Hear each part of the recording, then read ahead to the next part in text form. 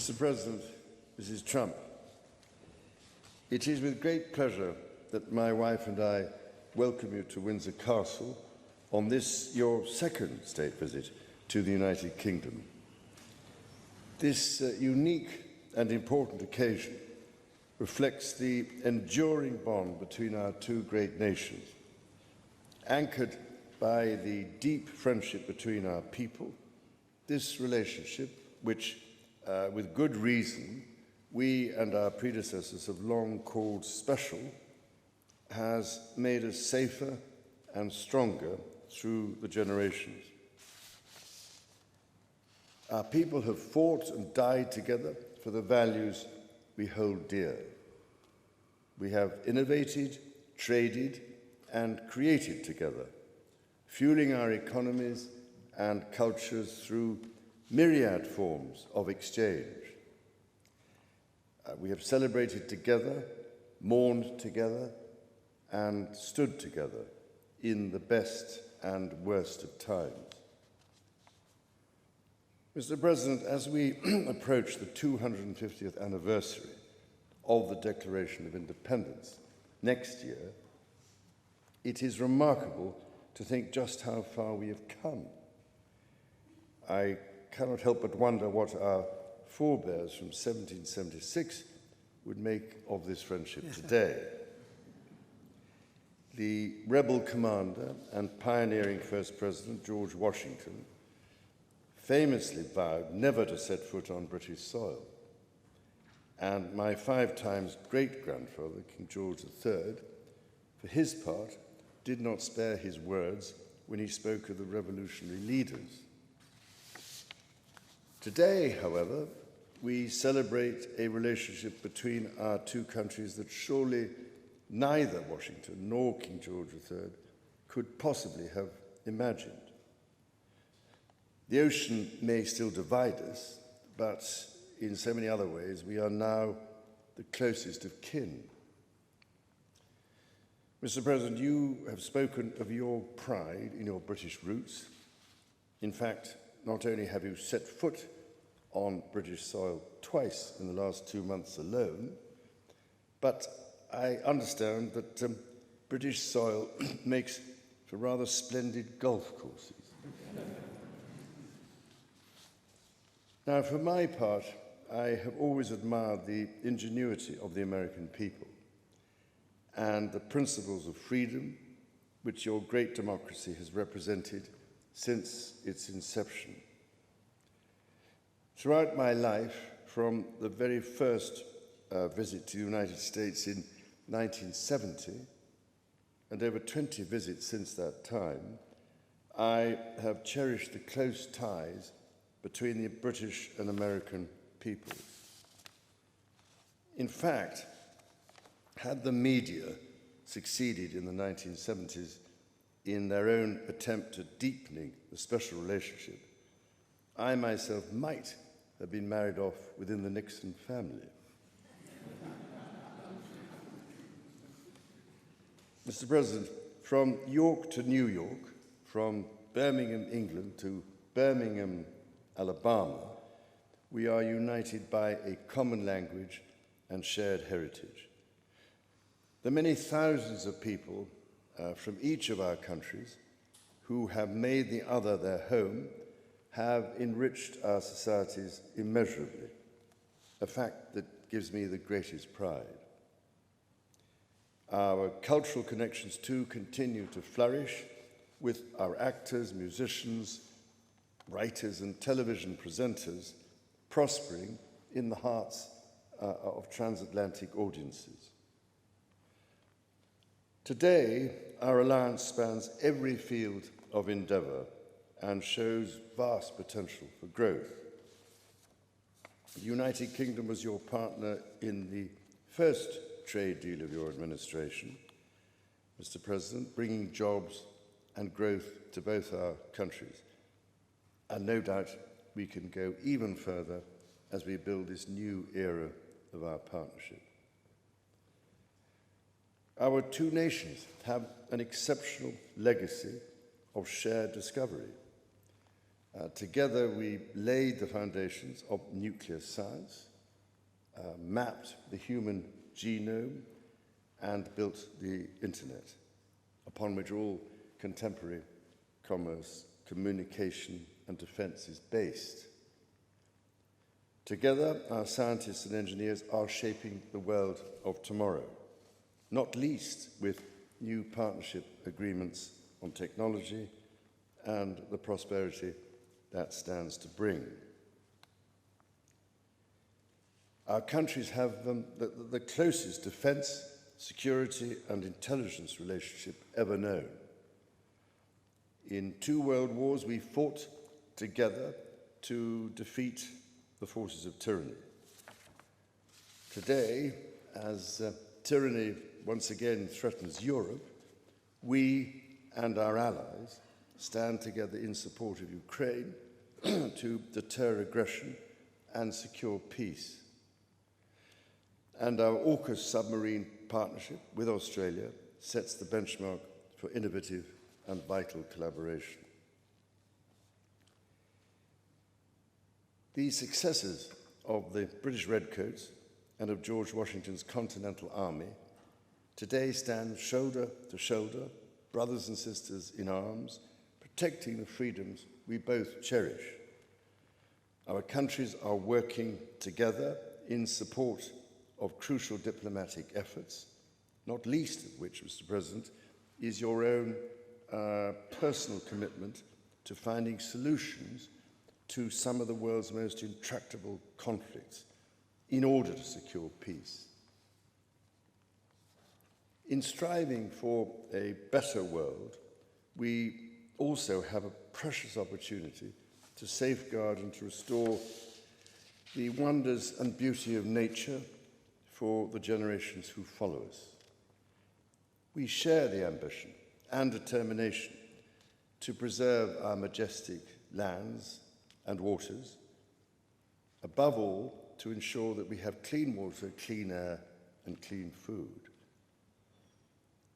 Our legacy for the next 250 years and beyond is to ensure that our children, grandchildren, and those who come after them can experience the awe and magnificence of the natural treasures found in the countryside, on the coasts, in the seas, and in the national parks established by your predecessors and mine. Mr. President, Mrs. Trump, the bond between our two nations is indeed a remarkable one.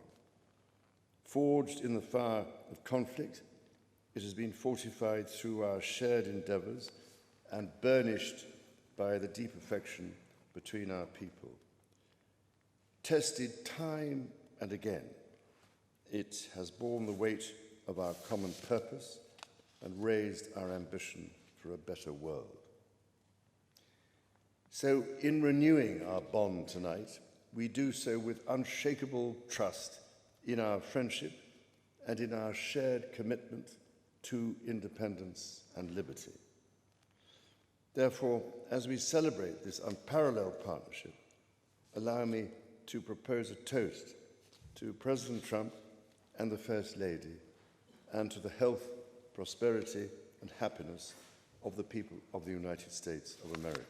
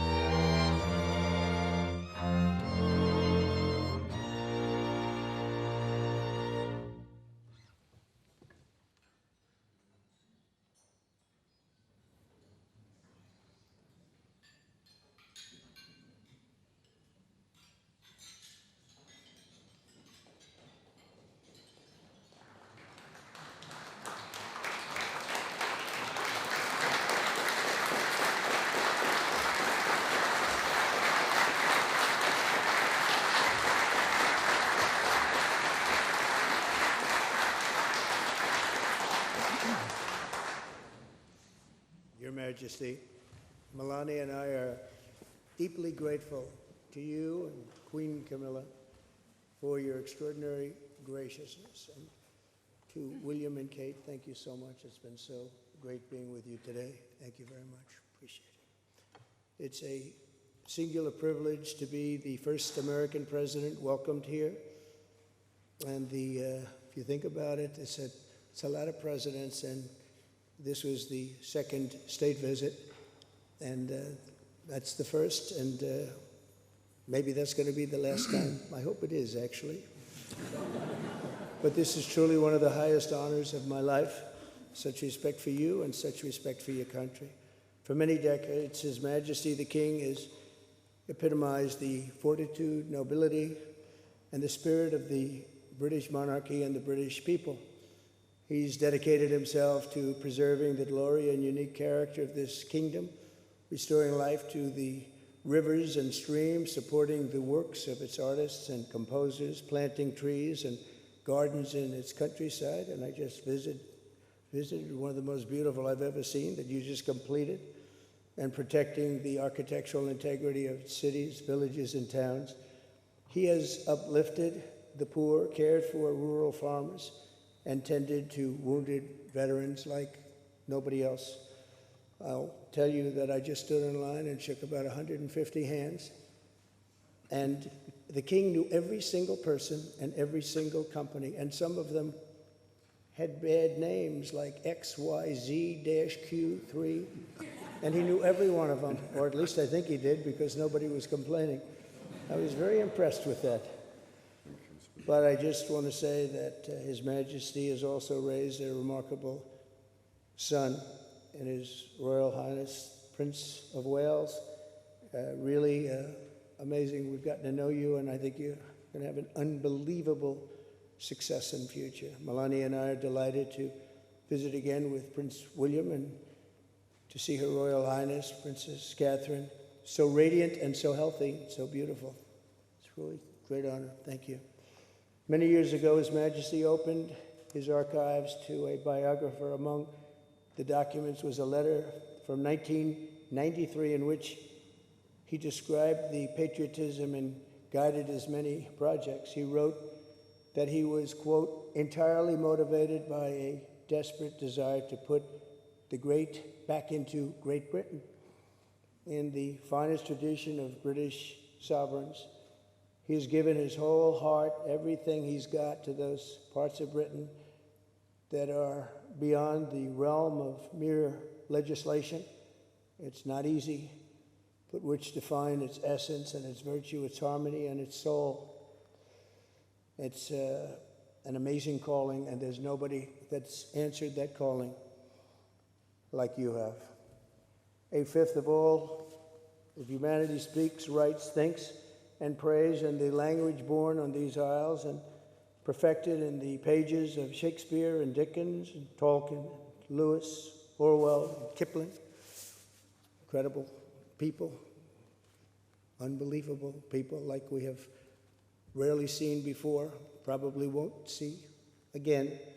The lion-hearted people of this kingdom defeated Napoleon, unleashed the Industrial Revolution, destroyed slavery, and defended civilization in the darkest days of fascism and communism. The British gave the world the Magna Carta, the modern parliament, and Francis Bacon's scientific method. They gave us the works of Locke, Hobbes, Smith, and Burke, Newton, and Blackstone. The legal, intellectual, cultural, and political traditions of this kingdom have been among the highest achievements of mankind. There's really never been anything like it. The British Empire laid the foundations of law, liberty, free speech, and individual rights virtually everywhere the Union Jack has ever flown, including a place called America. You know that place very well, don't you? His Majesty spoke eloquently about the bond which inspired Sir Winston Churchill, and the bust is in the Oval Office right now, the beautiful bust of Winston Churchill, to coin the phrase special relationship. But seen from American eyes, the word special does not begin to do it justice. We're joined by history and fate, and by love and language, and by transcendent ties of culture, tradition, ancestry, and destiny. We're like two notes in one chord or two verses of the same poem, each beautiful on its own, but really meant to be played together. The bond of kinship and identity between America and the United Kingdom is priceless and eternal.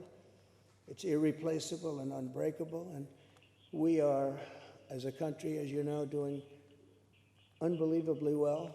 We had a very sick country 1 year ago, and today, I believe we're the hottest country anywhere in the world. In fact, nobody's even questioning it, but we owe so much of that to you and the footing that you gave us when we started. Together, we've done more good for humanity than any two countries in all of history. Together, we must defend the exceptional heritage that makes us who we are, and we must continue to stand for the values and the people of the English-speaking world, and we do indeed stand for that. On behalf of all Americans, I offer a toast to one of the great friendships, to two great countries, and to His Majesty, King Charles III, a very, very special man, and also a very, very special queen. Thank you very much. Thank you. Thank you very much. It's a great honor to be with you.